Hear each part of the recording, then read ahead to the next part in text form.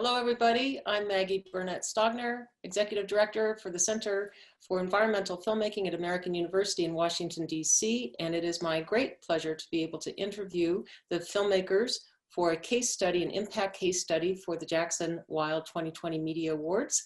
And I can't tell you how much I enjoyed this film. Congratulations so much on The Elephant Queen. It's just an extraordinary film. I have with me today the legendary Vicki Stone and Mark Diebel. So good to see you again. And Etienne Olaf, who is the Assistant Director and the Director of Outreach for the film.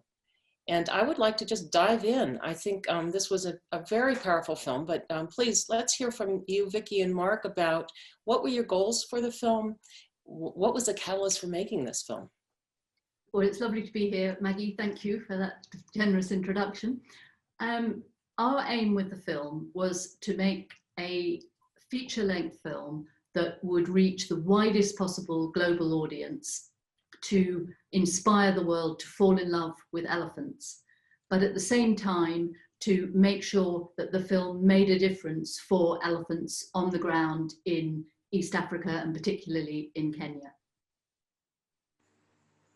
Mark, do you want to add anything to that? I think Vicki said it quite succinctly. I think what was different was that with this film we went in knowing that we had the outreach and education would be a very important component of what we were doing. So although the film took us quite a while to make, the outreach and education sort of came along with it in steps all the way through that process. And the nice thing was that being in camp like we are, we're one big family, and we can discuss these things. I mean, at every mealtime we sit down and we can sort of brainstorm these things. And it was a real privilege to be able to have that time and space to work like that. Just to give you an idea of when we set out to make the film, so we were raising therefore not only the money for the film, but also the money for the outreach campaign. And that was a big commitment, but one that was hugely important to particularly the three of us, but also to the rest of the team who supported us at every level. But it's the idea of running. It was almost like making two films, developing the outreach alongside making the film. When we were in the field, we were very active, trying to provide materials, work with any of the NGOs or organizations working alongside elephants. And then I'm sure later in this conversation, we'll go into everything we developed for the outreach campaign. Yeah, that would be great. I mean, it's so interesting because films, for a long time, the film was made and then kind of after the fact, people thought about, oh, outreach or impact. And to hear you talk about how you were really developing that impact campaign from the outset, from the very inception of the project, is a pretty new model. We were doing some research this summer, supported by HHMI Tango Bank Studios, on kind of new models for impact campaigns and looking at the kind of a holistic approach to creative, collaborative alliances and outreach strategies. And I would love to hear from you, how you organized your thinking around those three areas from the very beginning of the project. I think the thing that we came to the conclusion when we looked at, we said, okay, we're filmmakers, we're storytellers, we're experts in natural history. Mark's a zoologist. We've got all. What can we best do to support conservation efforts in Kenya? Or actually, we asked ourselves initially worldwide, and then we said, let's be realistic, where we've really got the connections, where Etienne and his wife, for example, set up an international primary school, which is a leader in its field in that its primary aim is environmental education. So we were, between us all, we had all the wherewithal to make a difference in Kenya particularly. So we decided, why not start small, and if it grows and becomes something that naturally expands into the rest of East Africa and then beyond, that's probably the best way to do it, rather than to be over ambitious and say we can take on sort of doing something for everybody, and actually tailor make it for, so often the places where the films are made get completely ignored. So this allowed us to say, okay, Kenya is our primary goal for this outreach. How do we best tackle that? And it meant developing relationships with organizations like the Kenya Institute of Curriculum Development, and really going into detail, getting into the fabric of the country, a country in which all of us have lived for the last 20 or 30 years. So we very specifically decided, small is beautiful, and let's let it grow naturally. And that is what's happened, because it just word of mouth works, and it starts to embed in the culture. So I want you to obviously share a lot of the materials that you put together, but first let's go to Etienne, who's here from Kenya, joining us. And here, I just would like to know a little bit more about this school that you founded and your role as Assistant Director and Outreach Director for the Elephant Queen. Thank you, Maggie. Yeah, it's a pleasure to be here. Well, Vicky, Mark, and I have worked together in various capacities for the last 20, 25 years. And film is where it all started. But through the making of each film, there was always a process. There was always the realization that what we wanted more than anything was for our films to have an impact, an educational impact, an inspirational impact. And Lucy, my wife, also worked with Vicky and Mark, and the ethos, the importance of environmental education, of using film for conservation, for inspiration, coalesced. It was a beautiful amalgamation. The Elephant Queen, in many respects, was the culmination of that, both as a film, but also in the realization that we had it between us to really have an impact,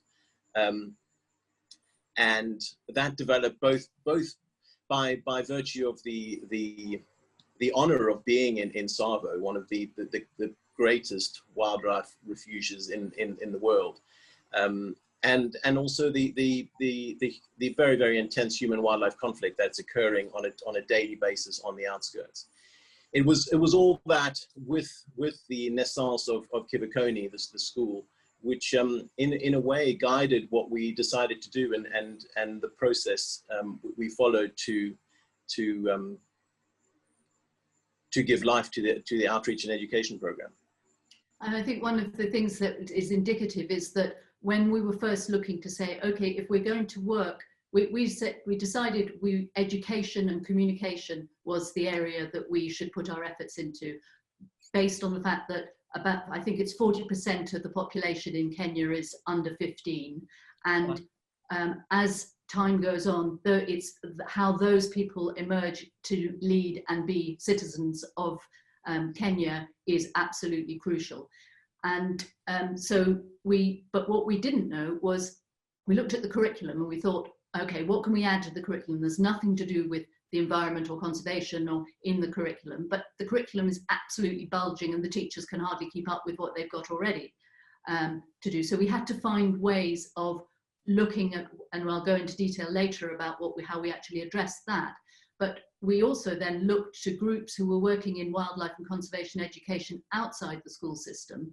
And Etienne set up through Kivukoni a workshop in, I think it was 2017, where we were still making the film. We showed what we had of the film. We ran a workshop for 3 days where we invited about 50 people from all over Kenya. And what was so amazing is these were all people doing similar things spread around the country, many of whom had never met each other. So we enabled and made, or the school did, and the school became the focus of that because we ran it at the school. And Etienne brought in all these different speakers and people to lead the workshop with the express aim of saying that we want to do this together, and we'd like to know from you guys in the field, what is it that you most need? That if we've got the film as the core piece, what else do you need when you're talking to your communities, your children, and what would be the most helpful? And based on that workshop and what the answers that came back from that, we developed the content of the outreach program. And in the end, we'll be bringing it, about to do it now this September, but COVID's put a stop to it. We were going to run a second workshop, having created all the materials, which shows everybody what they are, how to use them, and sets people up around the country for when the Elephant Queen visits through the Elephant Queen mobile cinema. Which I want to come back. Oh, go ahead. Go ahead. I think what really helped is that The Elephant Queen is a timeless film. It's not an issue-driven film, and therefore that really allowed us to look to education. So we're thinking in sort of a time span of 10, 15, 20, 25 years, and really trying to raise awareness and appreciation in the next generation. But because the film is timeless, we thought that gave us the perfect platform to develop all the materials. Yeah, that's fascinating. I mean, one, you have this amazing alliance building that's going on. I mean, that's extraordinary to bring that many people together and work while you're still making the film to work through what you can do with the film in terms of a educational campaign. But those decisions, those creative decisions, also to make something that's timeless, to make something where you named the characters, the elephant characters in the film. So I would, before we actually go to your website where you can show us a lot of the different materials and different educational outreach that you've done, let's just hear a little bit more, Vicki and Mark, about the creative decisions that went into the film that you knew were going to have impact in a certain way. The film is very different to other films we've made, not only because it's a feature film, but we really wanted to reach people who don't even know or didn't even know that they cared about or loved animals, who weren't necessarily interested, weren't sort of natural history film fans, but just people who we knew and believed that through a story about elephants, you could talk to a very broad audience. And one of the most regular responses we get when people have seen the film is talking about the elephants. I never realized they're just like us. And that one line to me indicates a switch that's been switched on in somebody that says, suddenly I'm going to treat them differently. I'm going to, in whatever way, however near or far you live from them. But particularly in Kenya, if that is a big switch to turn, because for a lot of people living alongside elephants, they are nothing but frightening, a menace. They're raiding your crops, they're breaking down your house. There are very real issues that you're living with.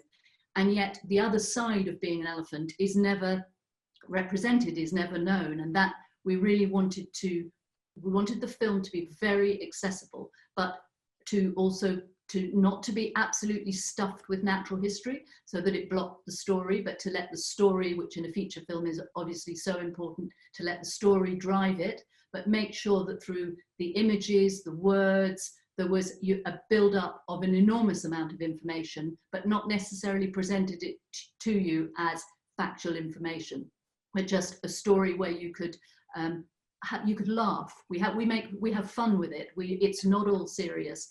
And yet I love that dung beetle sequence. Exactly. Oh my gosh. I think also so we wanted to take people on an emotional journey and really make them feel what it means to be part of an elephant family. That whole, that love for family, that decision-making process that is so much the realm of the matriarch, and just give people for an hour and a half to immerse them in the elephant's world and to have them fall in love. And that's a creative impact that's so significant. I mean, the film really does take us through a whole range of emotions, I mean, tremendous sadness at times, laughter with the dung beetles particularly, joy, empathy. I mean, it really runs the gamut of emotions. And by the end, you are totally connected with this family of elephants.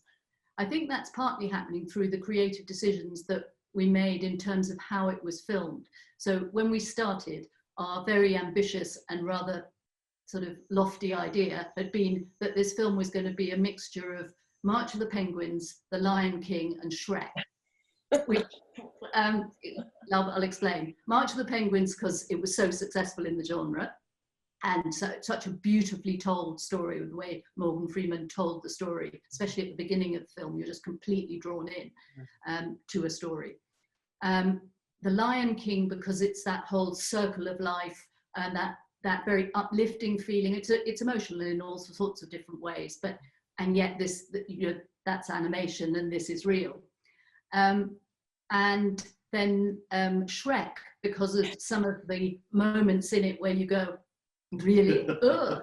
And you'll know what I'm thinking of. Think about the bullfrog, eating the bullfrogs. I mean, that was exactly that.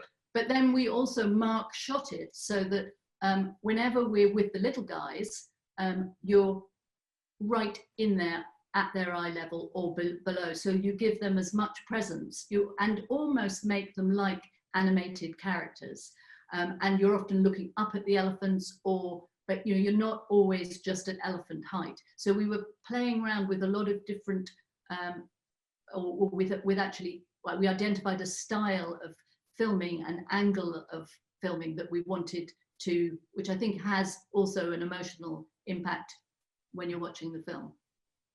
Yeah, it's very immersive. I mean, you really feel like you're right there. And I love your description of really getting in at the eye level of the baby elephants. I mean, that was extraordinarily effective in helping audiences, I think, connect with them and not just through the eyes of the adult elephants. You know, it was very immersive. I'm really impressed. Yes. One more question for Etienne, and then let's go to the website where you can take us to. Etienne, so as assistant director, I'd like to hear from you, you know, how you participated in some of these creative decisions and how that made you think in terms of the educational outreach that was developed around the film. We were a small but very dynamic team, and we were equally a small family too. So it was, creative decisions were generally the product of discussion. We would all go out in different directions in the day and would come back and inevitably sit around the fire and share ideas and develop. And you know, it took at least a year or two before we really understood our subjects. There was a huge amount of research being done, both on the ground and on paper. And it was a very organic process, and we've all worked together for so long that it was pretty easy, and we all had a very similar vision. And the product was one which was the subjects were ones which were so inspiring. I think, you know, what we realized in the making of the film was equally that we were telling a timeless story, as Mark said, but as much as timeless one, a universal one, something that would really could potentially appeal to everybody, from a 3-4-year-old child who's just learning to speak or to read, all the way through to a brazen elder, and that has been one of the huge pleasures with the outreach program. And it's been a huge amount of work, and at times we really questioned what we were doing and whether we were doing it right. But you know, just recently we've been having the pleasure of showing the film, and as you know, we've translated it both into Kiswahili and into Ma, and that was a huge process in itself, because it is such a poetic story, and conveying that poetry and the intimacy of the characters in a language. We all speak Swahili, but Ma was a totally new product. But we got that done, and then with the showing it to Swahili to Swahili speakers and to Ma speakers, it has been such an affirmation that the film can and will speak to people of all ages, way beyond our lifetime. And I think that for me is probably the most wonderful thing that we've achieved. I think it's maybe worth saying that we had to raise the money for the film and the outreach outside the film industry, because we couldn't, we knew that looking inside it, the industry, we wouldn't necessarily find enough time or support to give the freedom to the vision that we had. And you know, to any filmmakers listening, if you have a burning vision for a film, or for a film and an outreach campaign, or just an outreach campaign, or anything, however big or small, what I feel we all learned through this, and through times where we felt desperately vulnerable and isolated, is if you hang on to those dreams and you keep working at it, and you have enough of it, somehow like a snowball, and those people who want to be involved join it, and eventually you suddenly get the lift that you need from somebody who says, this is so worthwhile, I'm going to put the money behind it. And you know, that's, we arrived back in the UK to edit the film with no money left in the budget whatsoever. And so we started editing it here with the wonderful Dave Dickey, and we had to work at the same time to raise the rest of the money, and it came because we'd done enough of the groundwork. And so it's really just a message to everybody to say, it doesn't matter, you know, how big or small it is, it's just worth hanging on in those times. It was difficult, it was really, really hard. I mean, we didn't sell the film till it was totally finished, and it was invited to Toronto International Film Festival. So we were vulnerable to each other. A core of us did not take any money from the film until we sold it, and we had all the investors. So it was an enormous, it was a big thing to take on both the film and the outreach. But you know, it found its home and it found its moment. Yes, I mean, we've been making films for over 30 years, and this film and the way it was financed at various stages, each time having to go out, felt as precarious as making our very first film. Oh my gosh. Well, I think of you as champions. I really do, because of that tenacity. I mean, that takes a belief in what you're doing, an extraordinary belief in what you're doing, and just hanging in there through those precarious times, knowing that you have something that's really important to share. And you don't really know if it's important or not, and you don't really know if it's going to be any good. But if you have a burning desire to share this thing, and I think it's when you have that, then you just have to go on and find a way to do it which retains your own vision. Because you know, so we have diversity in our industry. I think it's so important. But anyway, on to the web. Let me just ask one question while we're on this, because the distribution is interesting. I mean, that you are working outside of the broadcast world in order to give yourselves more time to capture the footage and make the film that you really have a vision for. And so you ended up selling this film to Apple Plus TV, right? And Apple TV Plus, and that's a very new platform, a very, very new platform. So why did you go with that? You know, why did you go with Apple, and what are the advantages of a platform like that? Yeah, well, The Elephant Queen was Apple's first film that they released. So the reason we went with them was partly because it was that what they were looking for was a mixture of a theatrical release followed by a long life on a platform. And that is like the perfect combination. Because we made the film to be seen on a huge screen with top quality sound and picture, but also to be able to be seen wherever you might do, you know, on whatever gadget you might have. But so we could combine, being with Apple, we could combine those two. But it was also, I think what was more fundamentally important was that when they approached us at Toronto, they embraced our vision for both the film reaching the widest possible global audience and the importance of making a difference for elephants and conservation on the ground.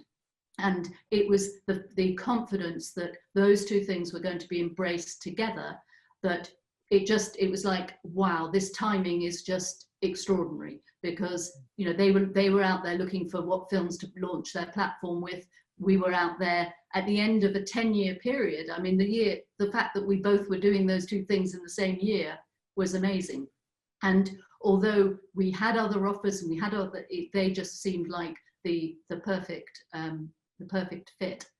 And you know that they absolutely did that to the end. For example, in 2019, for every click on the film, every view of the film, they donated money to conservation. And under our request to conservation, actually on the ground in Kenya, a lot of it through Save the Elephants, right where we were making the film in that Tsavo ecosystem. So just as well as the actual the educational content, we made sure that and Apple supported the idea that financially supporting activities through Conservation International and through Save the Elephants would happen, and it did happen, and it happened, I think, to the highest level that they had hoped it would happen.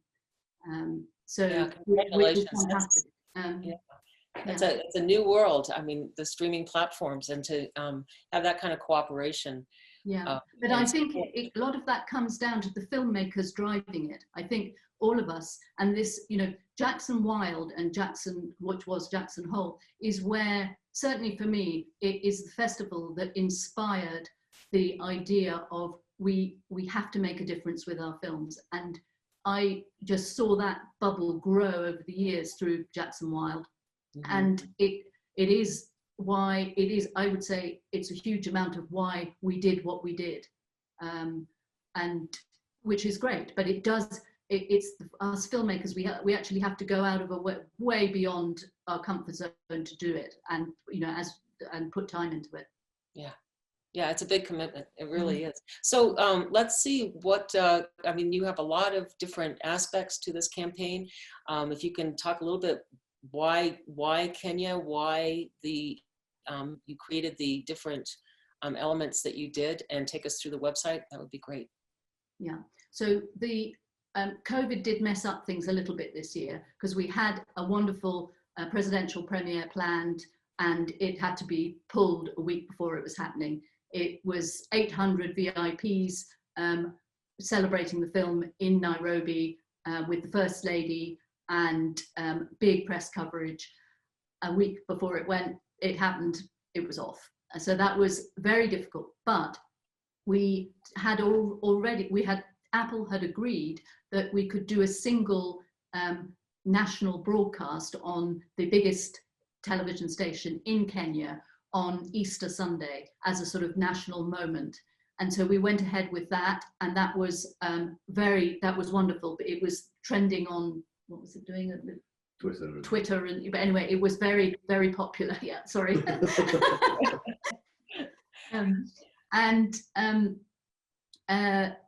So we did that, and then we had planned to launch the outreach on the back of both the presidential and the national, and then so I'll take you into what the website that was launched alongside the citizen screening.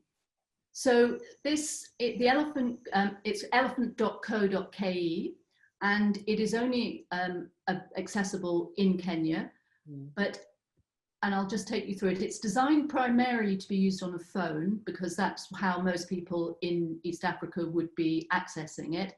But I'll just show it to you here. This is the front page, and I'll just take you through the 4 sections. There's one which is Discover Elephants, there's the teaching resources, the film itself, and then the elephant crisis. And I'll take you into each section a little bit, just to give you a sense of the scope of it. If we go into Discover Elephants, we've got a whole selection. You remember I said about the workshop that we ran in 2017, asking people who were in wildlife conservation education, what would be the most valuable tools? One of them said, or no, not one of them, many of them said, short pieces which give you information, entertaining information about elephants, things that we can use both in the classroom and outside of it.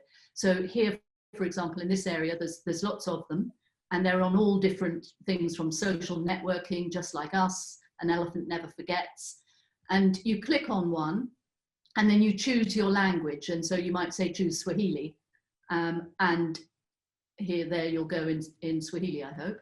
Mguu mkubwa. Unyayo wa mguu wa ndovu ni mkubwa kama sahani ya chakula. So that gives you an idea. And so those are the videos. Then we did a whole series of interviews with elephant experts working in Kenya. So, and what I think is wonderful here is that there are, and we've got 2 more Kenyans to add, but there are more Kenyans than there are what we call in East Africa Mzungus. We've got Dr. Ian Douglas Hamilton, who is the grandfather of elephant research in Kenya. And, but it's mainly got Kenyans who live, work alongside elephants in conservation. And what we wanted this to be was a resource for young people to say, okay, I'm interested in wildlife, but how do you work in wildlife? Who does what? So it was a way of people dipping in to really to find role models. So that's that section. Very inspiring, yeah. Great. Then in Listen, Mark had written a series of blogs when we were in the field, which dealt with issues from conservation issues through to reflections on elephants or to poaching. Yeah. And so with Wounded Buffalo in Bristol, we recorded them and then set them in binaural sound to mix them with wildlife sounds. And created sort of more like a podcasts. So these are all of those available to everybody in Kenya to listen to. It's really, some of it's about making the film, some of it's about wildlife issues. It's all sorts of different topics. Then there's the section which is again really for teachers or wildlife educators on just fun facts, making it lighthearted, making it accessible to all sorts of different people. And all of it is downloadable, free of charge. Then in the teaching resources, we developed this series of 28 books. Some of them are for young readers. The idea behind the books was that the curriculum is full. The teachers can't teach anymore, but everybody's got to learn to read. So why not learn to read on stories from the wild, where although we have fun with the characters, they are essentially doing what a dung beetle here would do. And so the idea is that these characters become your friend, when you're young, and even if you live in the middle of Nairobi, you are somehow connected to or understand a little bit more how the natural world works. So there's one section for younger readers, and they're all designed with we had them specially written, and then we involved a educational consultant who would actually implement the reading scheme so that the right words were used, so that it fits in with the Jolly Phonics reading scheme, which is what is used in Kenya. And we developed them alongside Kenya Institute of Curriculum Development, so that they would go into schools and become part of how children learn to read. Then we commissioned 3 plays, one for very young kids. I'll just show you a moment of this, this is a pilot, we filmed the pilot when the director was just sort of testing it out for the first time at Kibokoni School.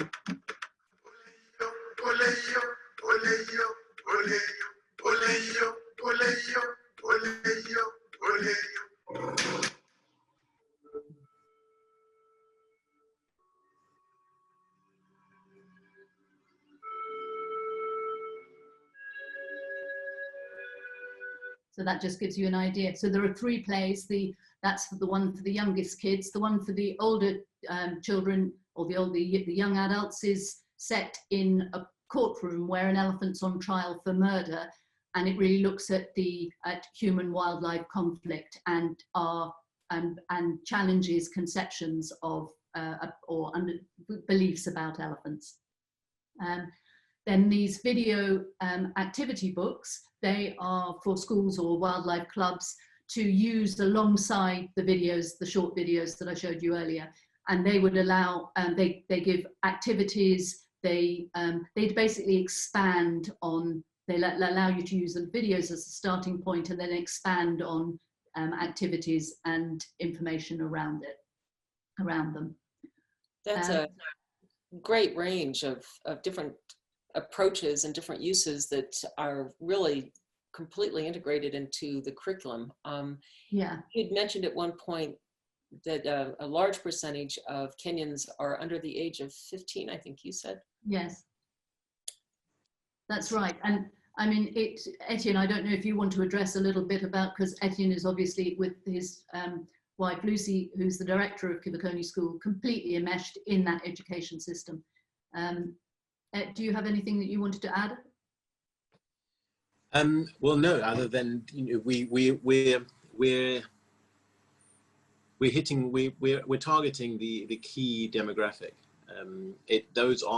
That's a staggering statistic, but it points a very clear picture of what's yet to come. So we have an enormous responsibility to provide the information, to provide the inspiration to that young generation. So it's a responsibility, but equally an incredible opportunity, and it's one that, again, we committed ourselves to contributing to. I think it's a daunting fact, but imagine a forthcoming population who are in fact inspired, who have been converted, who really do appreciate, particularly in Kenya, a very, very unique natural heritage. I think it's it's a bittersweet, but we're looking at it from a positive perspective and looking at it as very much an opportunity to make a difference. And again, with a product which is timeless and which is universal. Recently, we've been working a lot with conservation organizations, and recently, particularly around Amboseli, the impact of COVID on young girls, on young Maasai girls, has been particularly catastrophic. You know, girls, inspired young ladies being pulled out of school and reverting to a recent lifestyle, FGM becoming far more prominent. But we've been hearing how the film has been a huge inspiration to young girls. The matriarch, the female-led story, how it's young girls, young ladies are drawing great strength from it, and that to me is again an affirmation of what we're doing and who we're targeting. And that, combined with the interviews with experts, many of whom are women, as role models, really exactly gives an example of a clear path forward. Yeah. Yes. To take you through the rest of the website, on the Elephant Queen film, that gives access to the film in Kiswahili and Ma. It was active after the screening and will be active again, but it's not at the moment. And it basically gives you, reviews and press, an overview. It's more the sort of the factual stuff for those who want to know more about the film. And then lastly, there's a section on the elephant crisis, which gives you the opportunity to help if you want to get involved that way. But probably most relevant here is a link that takes you through to all the organizations that are active in Kenya. But these are live links which take you to those websites, so that we wanted to be generous to invite people to join them, explore them, and get involved in the amazing work that's being done by all these groups, and use the film as a kind of catalyst for that. But that's an extraordinary number of groups, and many of them are very solutions oriented. So in being able to foster a discussion that's solutions oriented, that gets people thinking about how to manage that conflict and what are the opportunities for coexistence. Creating the website and having everything digitally available is obviously one solution, but that does not reach everybody in Kenya. And, you know, either because they don't have access to the internet, it's too expensive, they don't have the right equipment, they don't have power, whatever it is. So to address that, because that actually it's the people who live in these remote areas alongside the national parks or alongside where elephants and other wildlife exist, who are actually, it's incredibly important to work with those people to inspire to share the film there. We launched with Save the Elephants and the Bestseller Foundation the Elephant Queen mobile cinema. Well, I probably shouldn't say launched actually, because again, it was supposed to be launched next month in October, but we've had to postpone it because of COVID. But what that will be doing is taking the film and the educational resources to remote communities right across Kenya. And the reason that Save the Elephants is involved with it is that they were excited and wanted to have the film as a way of opening the conversation with different communities. Because if they just go in as Save the Elephants, where do you begin the conversation? Whereas if you take a film that essentially you might say, oh, all it does is make you fall in love with an elephant. But actually, if you say, well, that's a great starting point, now let's do the work to turn that into action. So you show the film in these local communities. We're going to go into schools initially on the first day. Then we hope that the kids will talk at home about it. And then the next day we'll do a community screening and activities in the schools. And we will have with us Save the Elephants, who will then, having hopefully opened up the conversation, will follow up and continue to do the work that they feel is important in the protection of wildlife and inspiring communities to take on board conservation and ways of living more peacefully alongside animals. So we'll be launching that. Etienne has just secured a vast truck which will be outfitted to take the mobile cinema team around the country. Yeah, so that's our solution, our non-digital solution, which is, we didn't think we would do that, but it turned out that we realized there was a huge need, and that it was also actually the most fun way of showing the film, because sharing a film with a huge group of people and everybody getting excited about it and chatting about it is actually really good fun. The other great thing about partnering with Save the Elephants is that they have the ability to monitor the effect of the film. So they'll be going into rural communities to begin with questionnaires and that. They'll then see the film, they'll be exposed to the education materials and that. So hopefully in 2 years' time, we'll have some figures to actually assess how the impact campaign is working in those communities.